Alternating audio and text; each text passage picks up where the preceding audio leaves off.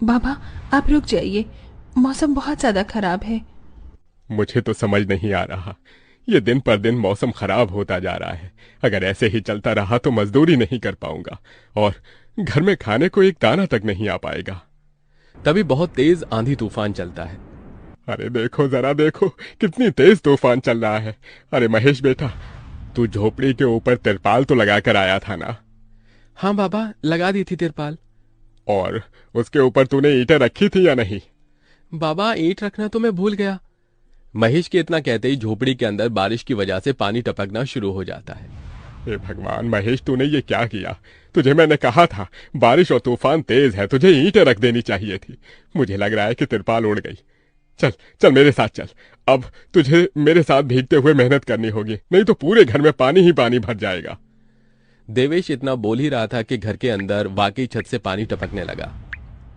हाँ पिताजी, आप सही कह रहे हो, चलो चलते हैं जल्दी से।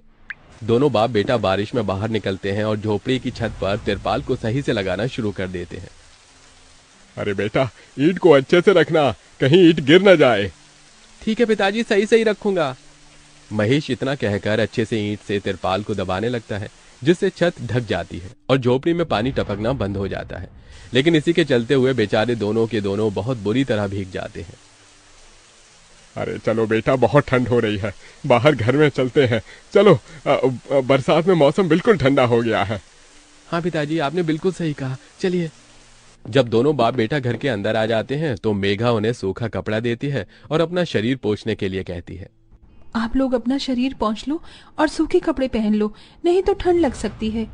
मेघा के दिए हुए कपड़े दोनों पहन लेते हैं। तभी बीमार शकुंतला बिस्तर पर पड़ी हुई मेघा से कहती है, अरे बेटी, तूने खाने के लिए कुछ बनाया नहीं?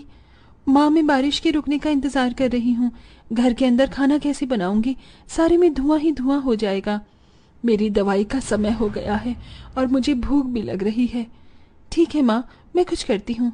मेघा अपने सिर पर एक सफेद कट्टा रखकर बारिश से बचते हुए बाहर से कुछ ईंटें लाकर घर के अंदर ही छोटा सा चूल्हा बना लेती है और उसी पर खाना बनाना शुरू करती है। अरे बेटी, पूरे घर में धुआं ही धुआं हो गया है। पिताजी, खाना बनाना भी तो बहुत जरूरी था। मेघा जैसे तैसे करके जल्दी जल्दी खाना बना लेती है। वो खाने में नमक मिर्च वाले चावल ही बना पाती है। माँ, माँ उठो, ये लोग खाना खा लो।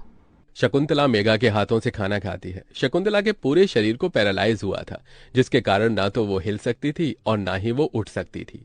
मेरी प्यारी बेटी, इतनी कम उम्र में तेरे ऊपर कितनी जिम्मेदारी आ गई। हम गरीबों का कुछ नहीं हो सकता है। इस गरीब झोपड़ी के अंदर हम कैसे कैसे दिन देखते हैं। कोई बात नहीं माँ, बच्चे समय के अनुसार बड़े होते हैं, लेकिन मैं समय से पहले बड़ी हो गई हूँ। आपको तो खुश होना चाहिए। मैं तो इस कदर लाचार हो गई हूँ कि तेरे सर पर हाथ रखकर तुझे आशीर्वाद भी नहीं दे सकती बेटा। शकुंतला की आंखों से आंसू निकल रहे थे। मेघा उसके आंसू पोंछकर अपनी मां को हौसला देती है, जिसके बाद वो अपने भाई और पिता के साथ बैठकर खाना खाती है। बारिश होती ही रहती है, लेकिन बारिश रुकने का नाम ही नहीं लेती।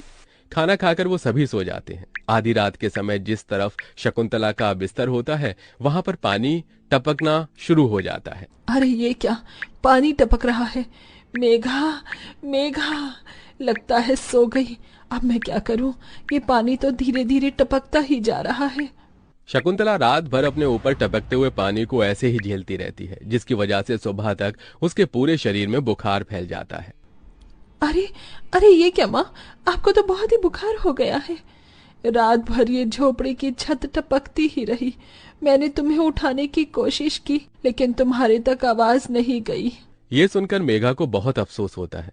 वो सूखे कपड़ों पर अपनी माँ को सहारा लगाकर लिटा देती है और उनके कपड़े भी बदल देती है। लेकिन तभी अचानक से गांव में बाढ़ आ जाती है। अरे अरे ये क्या हो, यहाँ तो पानी भर रहा है। अरे लगता है गांव में बाढ़ आ गई है। अरे हम लोग क्या करें?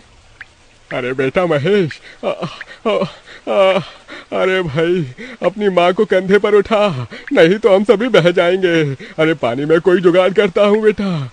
देवेश फौरन घर के बाहर जाता है। जहां वो आसपास देखता है, उसे एक रेडी दिखाई देती है। देवेश उसे लेकर आता है, जिस पर शकुंतला को लिटा देता है। अरे चारों तरफ पानी ही पानी हो रहा है।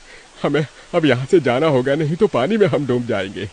तभी अचानक से उनकी झोपड़ी पानी में डूबकर बह जाती है। हमारी